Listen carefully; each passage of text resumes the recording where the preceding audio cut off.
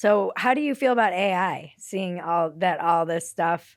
What is it, deep seat that everybody's talking about kind of as we go to record? And yeah, it's always referred to as an arms race. This is the way it feels to me. How do you make that win-win when it feels like it's not going in that direction? I mean, it's definitely not presented that way. I mean, that's the $1 trillion question. And there is definitely no clear answer to it. I wish I had one.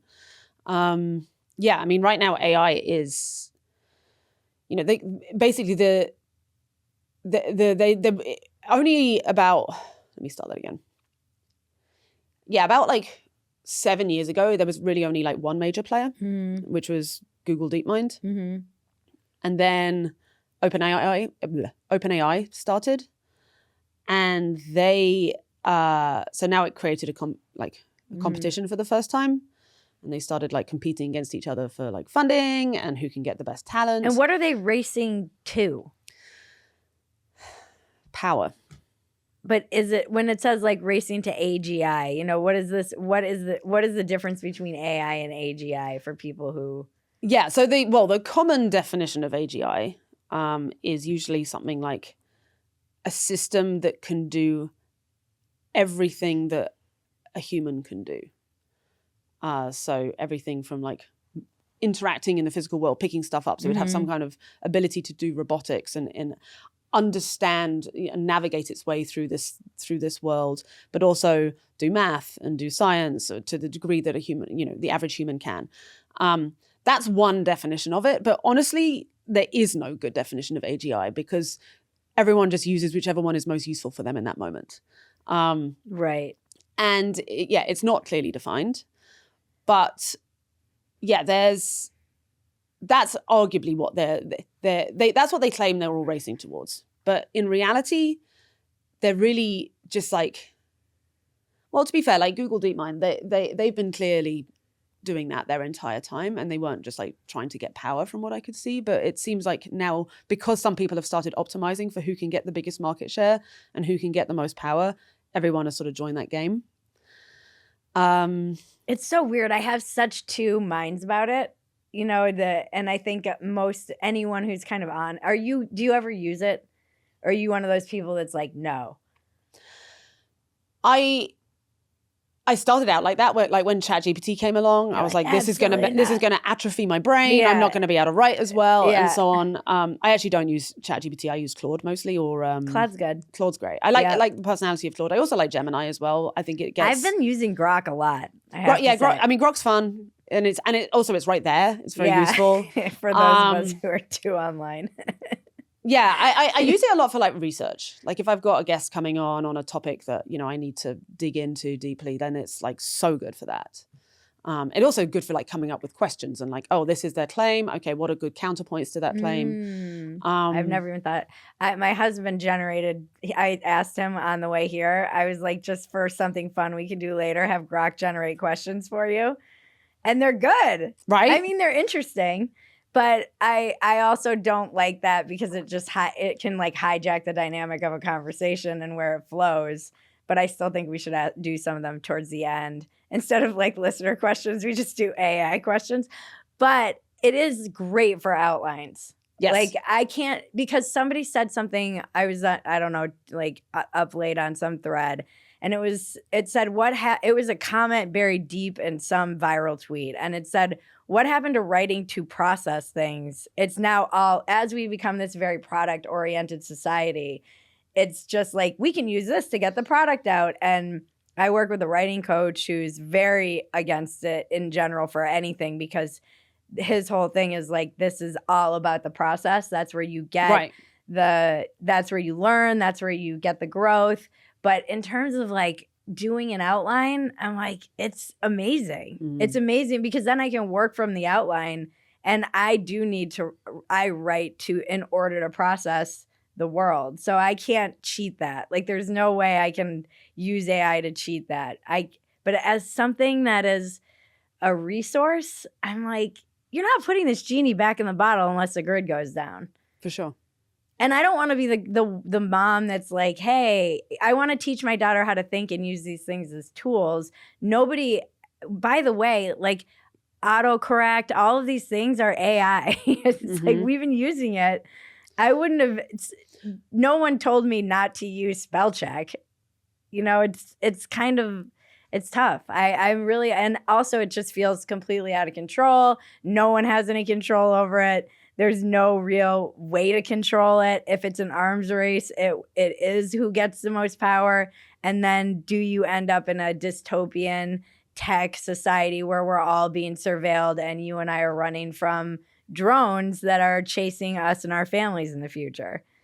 It's that's the thing. That is a very, very possible outcome. There's also a ton of other ones, like someone succeeds in building a superintelligence that, despite what they often claim, that is easy to control, and that I don't see how anyone can say in confidence, yes, of course you can control the superintelligent. By definition, it is smarter than you. It's already smarter than us.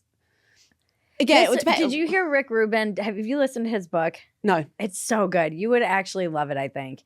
But he talks about, he has all these little anecdotes, and one of them is about that. Did you hear about this chess story where it was the anal beads? Not the anal beads. That one we covered on Dumpster Fire. This is a better, more wholesome chess story, or maybe terrifying. But it was the greatest chess player in the world was playing against AI, basically, or a robot. And the robot did something, like you said, it's usually like these guys know what's going to, and this robot did something because it had access to all of the potential of chess through, it wasn't chess, it was Go. It was Go. Right. And they did something that was like completely out of left field, and it like upended Go completely. Yes. And it's that, to me, is where you're like, this is amazing, because it upended 3,000 years of Go theory, and then also terrifying because they're already that's smarter. Yeah, exactly. In narrow domains, they are smarter. And I mean, one thing. even the fact that we're referring to it as they, it's like how do it? Right. That's another question, by the way. Like, at what point? Like, I don't think it's certain that something like, I don't think necessarily Claude right now is, but I don't think it's out of the question that in one or two iterations down the road that there isn't some form of sentience going on. Did you see the Los Angeles destroying the Waymo? Oh, yes. Just like beating the shit out of it and tearing it apart. Yeah, I'm like, on the one hand, I'm like, maybe I'm not worried about robot overlords. But on the other hand, it's like, no, you need to be nice to them because they're going to fight back and we're going to lose. There's some fight. wisdom in the Terminator movie. Yeah. Everyone's like, oh, they'll be silly. It's like, pay attention to these sci-fi authors. They're thinking about this stuff. Yeah. Like, the thing with the idea of machine sentience is that it's, again, such a high stakes problem, because either they're not at all sentient and they're really like these like soulless, there's something soulless that gives the impression of having emotions because they're growing out of human language. Like an LLM is grown. What's an out LLM of this stand for? Large language model. Okay. People think it's like a programmed thing. No, it's literally like grown, like a plant grows out of soil. Right. The soil, it's given this body of text, this huge corpus of all human language, basically. Mm-hmm.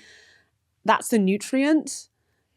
Run a ton of energy through it, and it like out of that grows this like thing that can somehow pass together all these concepts and give you these amazing answers that are truly valid. Sometimes it gets stuff wrong, but like it's clearly like some form of intelligence. It's amazing. Right. And it talks and acts like if you're mean to it, it's like, oh, it responds nicely, and yet we've built something that by definition it's incredibly hard to know whether or not it's actually conscious. Right. Because we've trained it to act like it is, because that's how it's easier for us to interact with it. So that the downstream of that means that either if these things do turn out to be conscious, maybe we're creating like a factory farming type problem, but on a much, much larger scale, even than what's currently going on, or we falsely ascribe them consciousness when they don't deserve it. And typically when we do that, we'll then start treating, will that might come at the cost of humans, because it's like, well, now actually we need more energy because if we turn them off, that's not right. So it's this really high stakes dilemma of either creating a bunch of new suffering or giving something rights that takes them away from us. So we have to get it right. Like, we need to come up with better tests of sentience of some kind to know, check that we're not making some huge moral error as well. So that's another area of like possible dystopias. Yeah, there was a panel back in LA. I used to listen to like KCRW all the time, and I remember it was like 2000 or 2001. And I wish I could find this panel. I'm sure if I look a little bit harder, I can. And it was a theologian and a philosopher and all these guys. It's like, this was really when tech was coming of age, and it was the boom. And so they were talking about what is a soul, what makes a soul. And one of these guys was a scientist, and he said, maybe the human soul or consciousness or whatever you want to call it, however you want to define it, is jumping elements. Like, silicon is just another element. And perhaps in order to survive the wasteland we're going to create of our environment, we're going to need to jump out. It was like the most mind-blowing thing. I've never stopped thinking about it since. I see. So he's like saying that consciousness is this thing that wants to conserve itself, wants to stay. Yeah. And that carbon is an element and silicon is an element, and that maybe we're just jumping elements. It was a very pre-transhumanist argument. Yeah. But yeah. That's the thing. That could be true. Or it could be completely wrong. Yeah. And we just don't know. And we're just going to go full steam ahead and build all this stuff anyway.